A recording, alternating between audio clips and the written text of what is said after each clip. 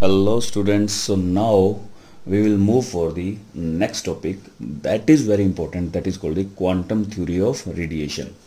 अभी तक तो जो चीज़ चल रही थी वो सारा कुछ जर्नल चल रहा था, but now actually chapter start, अब एक्चुअली जाके चैप्टर स्टार्ट हुआ है. So let's discuss about the quantum theory of radiation क्या है और इसने क्या क्या चीज़ों को एक्सप्लेन किया. सो फर्स्ट ऑफ ऑल हमने बात की, अभी तक जितनी भी चीजें चल रही थी वो वेव के बारे में चल रही थी. हमने वेव के सभी कैरेक्टरिस्टिक्स पढ़े थे और वेव ने इलेक्ट्रोमैग्नेटिक वेव के बहुत सी ऐसी चीजों को एक्सप्लेन भी किया, बट कुछ एक चीजों को वो एक्सप्लेन नहीं कर पाए. उसके बारे में भी हम आज बात करेंगे कि वेव थ्योरी ने क्या एक्सप्लेन किया. वेव थ्योरी ने reflection, refraction, diffraction and interference, wave theory ने इलेक्ट्रोमैग्नेटिक वेव्स के वो सभी कैरेक्टर्स को एक्सप्लेन किया जो एक वेव शो करती है. बट ऐसा नहीं था कि इलेक्ट्रोमैग्नेटिक रेडिएशन से इलेक्ट्रोमैग्नेटिक जो वेव्स थी वो सिर्फ और सिर्फ वेव के कैरेक्टर्स को शो करती थी, ये पार्टिकल्स के कैरेक्टर को भी शो करती थी.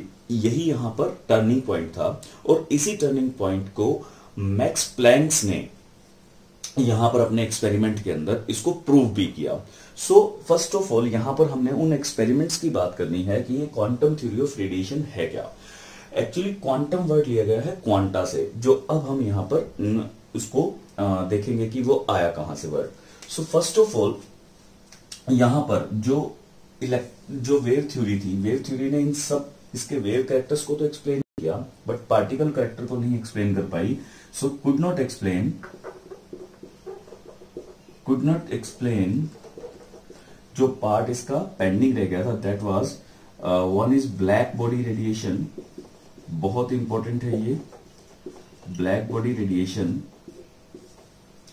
And the second one is photo electric effect. ये दो ऐसे एक्सपेरिमेंट हुए जिन्होंने वेव थ्योरी को फेल कर दिया. ठीक है, फोटो इलेक्ट्रिक इफेक्ट ये बहुत इंपॉर्टेंट है, photo electric effect and black body radiation. अब हम एक एक करके पढ़ते हैं कि ब्लैक बॉडी रेडिएशन क्या था और फोटो इलेक्ट्रिक इफेक्ट क्या था, फिर उसके बाद हम आगे इन चीजों को समझते हैं कि क्वांटम थ्योरी ऑफ रेडिएशन क्या थी और कहां से आई है. ठीक है, so in order to explain the black body radiation and the photo electric effect, Max Planck in 1901 put forward a theory called quantum theory of radiation. इन्होंने एक थ्योरी फॉरवर्ड की, उस थ्योरी के अंदर इन्होंने जो नाम रखा थ्योरी का, that was quantum theory of radiation. ये थ्योरी इतनी फेमस हुई कि इन्होंने बहुत ज्यादा काम किया in case of explain the electromagnetic wave.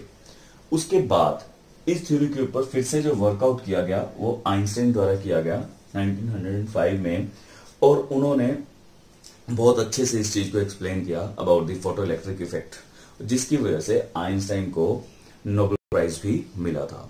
So let us discuss the main point of the theory, the quantum theory of the radiation. इसके मेन पॉइंट्स, हाइलाइट्स क्या हैं, फिर हम उसे एक एक करके एक्सप्लेन करेंगे. So the first point of this theory is a hot body emit radiant energy not continuously but discontinuously in the form of small packets of energy called quantum.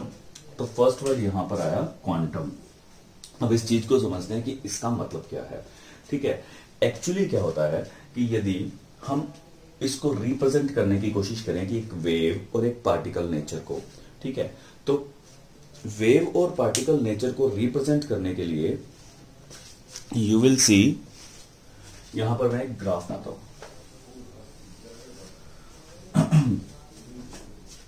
तो इस ग्राफ को समझिएगा कि जैसे मान लीजिए कि एक हमारे पास स्लांट सरफेस है. ठीक है, this is a slant surface, and एक इसके साथ का ही मेरे पास एक और सरफेस है जिसमें स्टेयर्स बनी हुई है. So there are some stairs. ठीक है, ये स्टेयर्स यहां पर बनी हुई हैं, दीज आर द स्टेयर्स. ठीक है, अभी क्या हुआ कि मैं यहां पर भी एक बॉल है, इस बॉल को इसको नीचे की तरफ फेंकूंगा और इसी एरिया से यहां से भी मैं बॉल को नीचे की तरफ फेंकूंगा. अभी दोनों में अंतर देखिए कि कंटिन्यूस और डिसकंटिन्यूस में क्या अंतर है। से यहां पर जो बॉल होगी, से फॉर एग्जांपल यहां से अगर हम इसकी हाइट मान लें, से 10 मीटर की हाइट है और ये जो इसने एरिया कवर करना है ये भी 10 मीटर का एरिया ही कवर करना है। So the ball has to cover the area of the 10 metre. So जैसे ही बॉल नीचे की तरफ जाएगा, ball will touch the every point और जीरो पर पहुंच जाएगा। एवरी पॉइंट का मतलब ऐसे है कि से फॉर एग्जांपल ये हम उसका ग्राफ प्लॉट करते हैं। यहां पर बॉल है 10 मीटर के ऊपर और यहां पर है 0 मीटर के ऊपर, यहां से उसने वापस आना है। तो बॉल 9, 8, 7, 6, 5 और इस तरीके से वो कहां तक पहुंच जाएगा, 0 तक। बट ऐसा नहीं है कि वो 10 से 9 तक जाएगा तो वो बीच के पॉइंट्स को स्किप कर देगी। Ball will touch every point. मतलब अगर मैं कहूं कि बॉल ने क्या 10.1 को टच किया, the answer is yes. Ball ने 10.1 के पॉइंट को भी टच किया। सो this is called the continuous. इसको बोलते हैं कंटिन्यूअस फिनोमिना। कंटिन्यूअस फिनोमिना है कि ball will touch every point. जितने भी पॉइंट्स इन बिटवीन आएंगे, 10 टू लेकर 0 के बीच में जितने भी पॉइंट आएंगे वो हर पॉइंट को टच करेगी। फॉर एग्जांपल अगर मैं कहूं कि 7.5 को उसने टच किया होगा, यस, क्योंकि बॉल कंटिन्यूअसली नीचे की तरफ आ रही है। So this phenomena is caused by the wave. ये वेव का फिनोमिना होता है। What about the other phenomena? Other phenomena की बात करते हैं। सेम वे में ये हाइट कितनी है, से 10 है और यहां पर हम मान लेते हैं 8 है, यहां पर है 6 है, यहां पर से 4 है, यहां पर 2 है और यहां पर 0 पर आ गई। ठीक है। So now the ball will come यहां से इधर, यहां से इधर, यहां से यहां, यहां से यहां और यहां से 0 पर आ गई। ठीक है, बॉल 0 पर आ गई। तो बॉल किस किस पार्ट को टच करेगी? तो यहां से अगर मैं देखूं तो 10 और 0 के बीच में ball will touch first of all 8 को टच कर रही है, then it will touch 6, then it will touch 4, then it will touch 2 and then 0। So this is the particle nature. ये किसका नेचर है? पार्टिकल नेचर है। ठीक है, this is the particle nature. So wave का कंटिन्यूअस नेचर होता है और पार्टिकल का डिसकंटिन्यू नेचर होता है।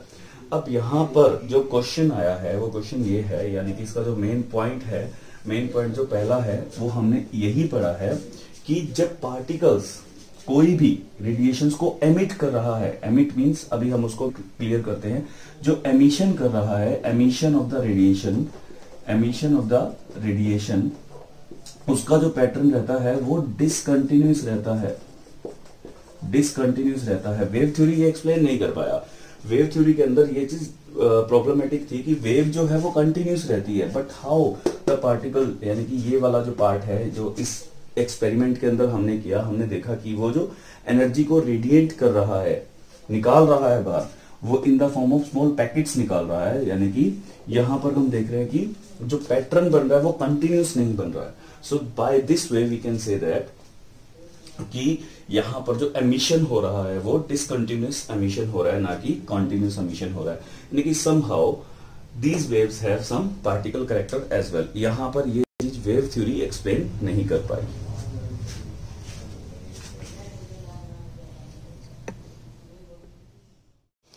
So actually in first point we can understand by this diagram also कि जैसे मान लीजिए कि ये कोई बॉडी है और उस बॉडी को हम हीट कर रहे हैं, we are heating that body, और after heating what you will observe, it will emit. Emit का मतलब निकाल रहा है, छोड़ रहा है। ठीक है, एमिशन। सो ये जो एमिशन कर रहा है, emission of light, emission of waves जो यहां पर कर रहा है, अब एब्जॉर्ब की है, एब्जॉर्ब करने के बाद जो इतना एब्जॉर्ब किया वो सारा का सारा मीन्स थ्रो भी तो करेगा, थ्रो बैक भी तो करेगा। सो जो एमिशन करेगा वो एमिशन डिफरेंट वेवलेंथ्स की एनर्जी का जो एमिशन होगा, that emission will be discontinue. वो एमिशन कैसा हो रहा है? डिसकंटिन्यूस हो रहा है।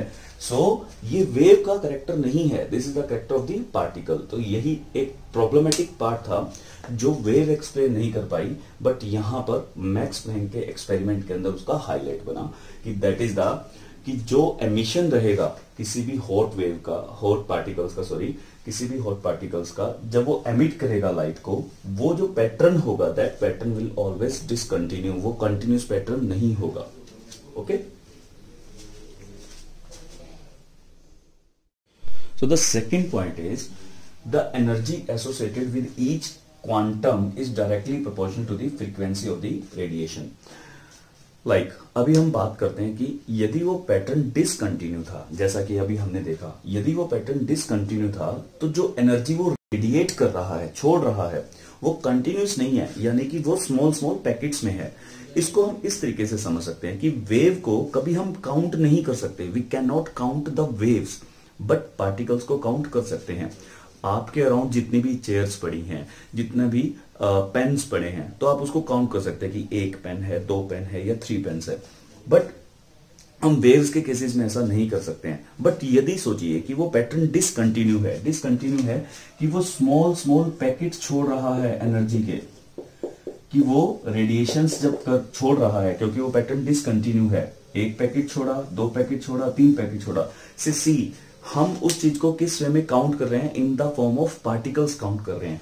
तो यदि मुझे इन पैकेट्स की एनर्जी देखनी है कि what is the energy of these packets, तो सबसे पहले उन्होंने इन पैकेट्स को क्वांटा बोला। So this is the quanta. Planck's ने कहा कि ये जो पैकेट्स ऑफ एनर्जी, क्योंकि ये पैटर्न डिसकंटिन्यू है, एनर्जी का एक पैकेट है, तो पैकेट मींस हम उसको काउंट कर सकते हैं, तो काउंटेबल है, यानी कि वो पार्टिकल कैरेक्टर में है, तो पार्टिकल कैरेक्टर में है, तो ईच पैकेट्स को क्वांटा बोला गया, क्वांटा। अब क्वांटा की एनर्जी कितनी है, उस एनर्जी को कैलकुलेट करने के लिए हमने इलेक्ट्रोमैग्नेटिक स्पेक्ट्रम के अंदर भी देखा था कि जितनी ज्यादा एनर्जी होगी उतनी ज्यादा फ्रीक्वेंसी, यानी कि energy is directly proportional to the frequency. तो जितनी क्वांटा को कैलकुलेट करने के लिए हम उस वेव की फ्रीक्वेंसी को काउंट करते हैं, that is E, energy is directly proportional to the frequency. और जब हम प्रोपोर्शनैलिटी हटाएंगे तो यहां पर एक कांस्टेंट को ऐड करते हैं, that constant is planks constant. ये क्या है, प्लैंक्स कांस्टेंट। ये मैक्स प्लैंक्स ने ही दिया था, तो अपने नाम से उन्होंने इसको रखा था। It is denoted by H, बहुत इंपॉर्टेंट है और आगे बहुत काम आने वाला है। दैट इज इसकी जो वैल्यू है 6.6242 10⁻⁻27 अर्ग सेकंड रहती है, तो ये बहुत इंपॉर्टेंट पॉइंट है, याद रखना है, ठीक है। So the third important point is the energy emitted or absorbed by a body। इसको इस तरीके से समझते हैं कि यदि ये कोई बॉडी है, ठीक है, और यदि हम इसे हीट कर रहे हैं, we are heating it up, so ये एनर्जी को क्या करेगा, यहां पर एब्जॉर्ब कर रहा है। इट एब्जॉर्ब, जो एनर्जी को एब्जॉर्ब कर रहा है वो क्वांटा की फॉर्म में कर रहा है, यानी कि पैकेट्स की फॉर्म में एब्जॉर्ब कर रहा है। एब्जॉर्ब आइदर 1 क्वांटा, मान लीजिए कि उसने 1 क्वांटा किया, सो जो एनर्जी एब्जॉर्ब की दैट इज 1 क्वांटा, यानी कि 1 पैकेट है। And what is the energy of 1 packet, वो किसके ऊपर डिपेंड करेगी, E is equal to h nu. Means इस रेडिएशंस की जितनी फ्रीक्वेंसी है, इसकी जितनी फ्रीक्वेंसी रहेगी, उसको प्लैंक्स कांस्टेंट के साथ हमने मल्टीप्लाई कर दिया, that will be the energy of 1 quanta, ठीक है, वो 1 क्वांटा। इसी बेसिस पर मान लीजिए कि इसने 5 क्वांटा एब्जॉर्ब किया है, तो यहां पर इसकी मल्टीप्लाई 5 से हो जाएगी, ठीक है। सो यही पर बात हो रही है कि यदि इसने 1 क्वांटा एनर्जी एब्जॉर्ब की है, या सेम वे में जो एमिट की है, यहां पर जो एमिट किया है दैट एनर्जी, ये भी किसकी फॉर्म में करेगा, क्वांटा की फॉर्म में ही कर रहा है। यानी कि चाहे एब्जॉर्प्शन है, चाहे वो एमिशन है, कुछ भी अगर हो रहा है, जो भी एनर्जी का लेन या देन हो रहा है, लेन देन हो रहा है, जो भी एनर्जी का लेन देन हो रहा है, उस दौरान जितनी भी वहां पर एक्सचेंज ऑफ एनर्जी होगा वो in the form of quanta होगा, यानी कि in the form of packets हो रहा है। यानी कि हम उसको काउंट कर रहे हैं कि इसने 4 क्वांटा, 5 क्वांटा, बट वेव के केसेस में ऐसा नहीं होता, because it is a continuous spectrum. तो वहां पर कॉन्टिन्यूस स्पेक्ट्रम होता है, तो यहां पर द एनर्जी एमिटेड और absorb by a body can be either 1 quantum, यहां पर चाहे 1 क्वांटम है, और सॉरी क्वांटम लिखिए, क्वांटम आएगा 1 क्वांटम, और any whole number multiple of h nu. एक की वैल्यू कितनी है, एच न्यू। तो यदि 10 क्वांटम किए तो वहां पर n की वैल्यू क्या लिख देंगे हम, 10। सो एक्चुअली फॉर्मूला क्या बन जाएगा, the formula will be E equal to n h nu, ठीक है। वेयर n, यदि n की वैल्यू 1 है तो h न्यू हो गया, दैट इज h न्यू, ठीक है। यदि n की वैल्यू 2 है तो 2 हो गया, 2 h न्यू। तो इस तरीके से जैसे जैसे हम n की वैल्यू को चेंज करते जाएंगे, हमें इसकी वैल्यूज मिलती रहेगी। सो फाइनल रिजल्ट हमारे पास क्या आया, फाइनल रिजल्ट आया द E एनर्जी किसके इक्वल रहेगी, energy will be equal to n h nu, ठीक है। और वो कहता है कि that will be the whole number multiple, इसका होल नंबर मल्टीपल होगा। होल नंबर मल्टीपल जैसे कि n की वैल्यू क्या हो सकती है, 1 2 3 कुछ भी हो जाएगी। So this will be the countable part of the quanta. तो क्वांटा के काउंटेबल पार्ट रहेंगे। हम यहाँ पर जैसे जैसे n की वैल्यू को बढ़ाते रहेंगे हमारे पास एनर्जी की फॉर्म आती रहेगी। सो this is the third one, important है, अच्छे से करना है। So what is the contribution of Einstein. Einstein का क्या कंट्रीब्यूशन था, आइंस्टाइन ने क्या किया कि क्वांटम वर्ड को चेंज करके किसमें कन्वर्ट कर दिया, फोटोन में। मींस उन्होंने कहा कि जब हम स्ट्रीम ऑफ लाइट की बात करते हैं तो that is considered to be as photon. और उसने उन्होंने छोटा सा यहाँ पर चेंज किया। 1 आइंस्टाइन की वैल्यू क्या रखी, energy of 1 mole of quanta. Usually हम क्या बात कर रहे हैं कि यदि I am talking about 1 quanta, so यहाँ पर हमारा एग्जैक्ट फॉर्मूला क्या है, E is equal to n h nu. When n is equal to 1 होगा तो क्या होगा, E is equal to h nu. ठीक है, this is the value of 1 quantum. Now it is consider to as photon. जब उसको photon consider करेंगे और यदि मुझे आइंस्टाइन की वैल्यू निकालनी है, 1 आइंस्टाइन की वैल्यू निकालने के लिए यहां पर n को क्या पुट कर देंगे, put n is equal to 1 mole यानी कि 6.022 इंटू 10 पावर 23। तो यदि मैं 1 मोल की वैल्यू निकाल रहा हूं तो आई am talking about the energy of 1 mole of quanta. 1 mole of quanta यानी कि 6.022 इंटू 10 पावर 23 एच न्यू। सो ये हुआ 1 आइंस्टाइन की वैल्यू। ठीक है, so that will be the value of 1 Einstein. तो यदि हम इसको n से डिनोट करते हैं, कैपिटल N से, Na एवोगैड्रो से, so H new, so that will be the Einstein. ठीक है, ये किसके इक्वल हो जाएगा, आइंस्टाइन के इक्वल हो जाएगा। So that is the formula given by the Einstein. तो 1 मोल की बात करेंगे तो वी विल यूज आइंस्टाइन। ये डायरेक्टली पूछा भी जाता है, that is the stream of photon. यहाँ स्ट्रीम ऑफ लाइट हमने फोटोन बोल दिया, जस्ट इतना सा चेंजेस किया कि क्वांटम को चेंज करके उन्होंने फोटोन वर्ड यूज कर दिया था। दैट इज ये आइंस्टाइन का कंट्रीब्यूशन था, उन्होंने स्ट्रीम ऑफ लाइट को फोटोन बोला था। ठीक है, सो सभी के सभी रिजल्ट्स देख लेते हैं कि इस क्वांटम थ्योरी ऑफ रेडिएशन के क्या क्या रिजल्ट थे। तो पहला मोस्ट इंपोर्टेंट रिजल्ट था कि energy of the radiation equal to the n h nu के रहेगा, where h is the Planck's constant. ये प्लैंक्स कांस्टेंट रहेगा। यदि n की वैल्यू 1 रहेगी then E will be equal to h nu हो जाएगा। That is energy of 1 quantum या क्वांटम 1 अपने आप में ये वर्ड है क्वांटम, सिंगुलर पार्ट को शो कर रहा है। ठीक है, और आइंस्टाइन के केसेस में चले तो एनर्जी ऑफ 1 फोटोन, इसको 1 फोटोन की एनर्जी भी बोलते हैं। दैट इज जब n की वैल्यू 1 है। ठीक है, ये याद रखना है। और यदि आइंस्टाइन की बात करें तो 1 आइंस्टाइन इक्वल टू, ये किसके इक्वल हो जाएगा, Na एवोगैड्रोस h न्यू। सो ये हो गया 1 आइंस्टाइन की एनर्जी यानी कि 1 मोल फोटोन या क्वांटा, 1 मोल क्वांटा या फोटोन, हम कुछ भी कह सकते हैं। ठीक है, वी नो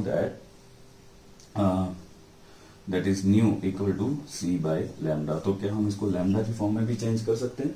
ठीक है, थर्ड पार्ट में यदि मैं इसको लैम्डा को कन्वर्ट कर रहा हूँ, we know that E is equal to, अगर मैं 1 की वैल्यू लेकर चल रहा हूँ दैट इज h न्यू, ये है तो put nu is equal to c by lambda. तो ये किसके इक्वल हो जाएगा, E equal to h c by lambda.